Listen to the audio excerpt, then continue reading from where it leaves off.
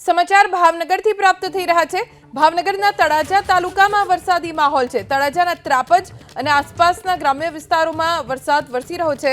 ભાવનગર જિલ્લામાં સવારથી જ વાદળછાયું વાતાવરણ જોવા મળ્યું, જો કે હવે કેટલાક ગ્રામ્ય વિસ્તારોમાં વરસાદ વરસી રહ્યો છે। ક્યાંક તો તેજ પવન સાથે ધોધમાર વરસાદ છે, ક્યાંક હજી પણ ઝરમર વરસાદ વરસી રહ્યો છે, તો ક્યાંક હજી કાળા ડિબાંગ વાદળો આકાશમાં ઘેરાઈ ગયા છે અને ગમે ત્યારે વરસાદ પડે તેવી સ્થિતિ છે।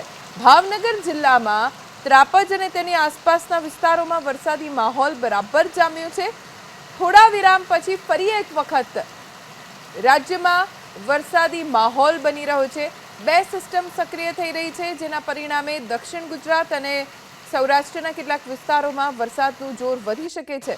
હવામાન વિભાગની પણ આગાહી છે કે રાજ્યના કેટલાક વિસ્તારોમાં ભારે વરસાદ વરસી શકે છે, કેમ કે યલો એલર્ટ જાહેર કરવામાં આવ્યું છે રાજ્યના વિસ્તારોમાં।